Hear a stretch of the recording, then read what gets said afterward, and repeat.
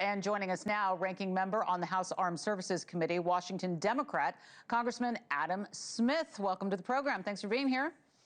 Thanks for having me. Good morning. Okay, so we got a lot of ground to cover here. Let's talk about what's happening with Trump and Iran first. That's where I wanted to start with you, giving Iran 48 hours to reopen the Strait of Hormuz or face strikes on their power plants.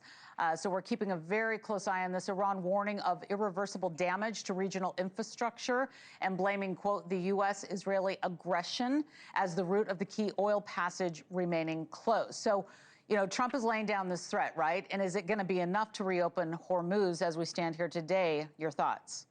No, I don't think it will. I mean, look, Trump and Israel basically have threatened the existence of the Iranian state, and they're reacting as we predicted they would, basically doing everything they can to try to disrupt the international economy to try to stop that attack. So I don't think it's going to work if we threaten to do that. And if we carry out that threat and destroy Iran's infrastructure, they will escalate as well. And the crisis around oil and also around fertilizer, by the way, which a lot comes out of the Middle East as well. The global economy will continue to suffer enormously as this war continues and escalates. Look, as long as Iran thinks that their regime is under threat, they're going to try to block the Strait of Hormuz, and they have the capability of doing that. It doesn't take a lot. It just takes a few drones and some missiles to be able to threaten that, because commercial ships are not going to take the chance. I mean, even if they had an escort, there's the risk that something could get through and damage them. So, no, I don't think this threat's going to end the crisis in the Strait of Hormuz. Yeah, and as Americans are watching this, so many people tuning in, wondering what it means for them, right? We've got stocks tumbling, gas prices reaching its highest level since October of 2023. So what do you say when your phone rings, when Americans call up to say, what are we doing here? How are we going to get over the economic effects of the conflict?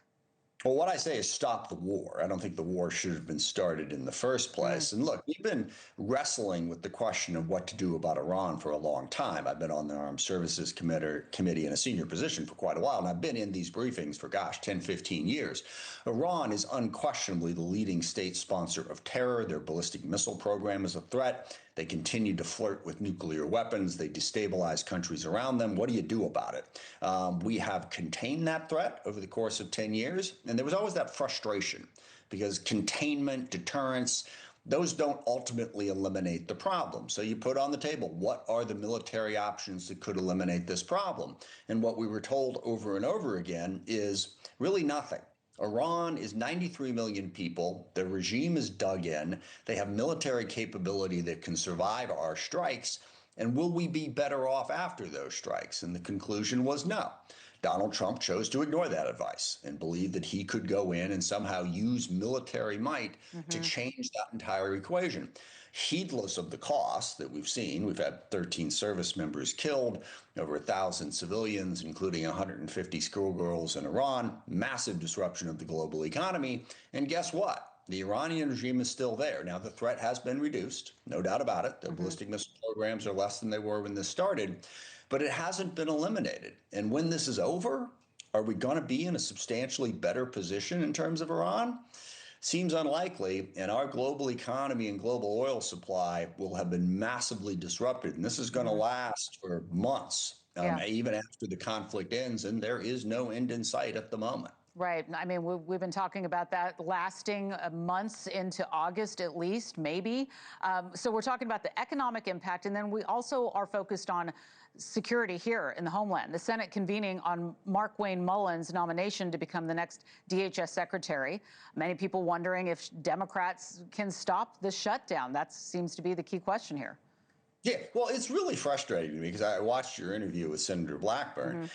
On the table is funding everything but ICE. And Senator Blackburn said what many Republicans have said, because of the reconciliation bill that pumped another $190 billion into ICE, ICE has plenty of money. Why won't the Republicans allow a vote on what we have offered, which is fund everything, TSA, Coast Guard, FEMA, except for ICE, and continue the debate about how to properly reform ICE?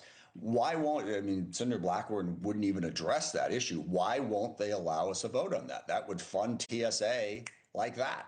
Thank you for watching. Subscribe below and download our NewsNation app right now on your phone, and you will get fact-based, unbiased news for all Americans.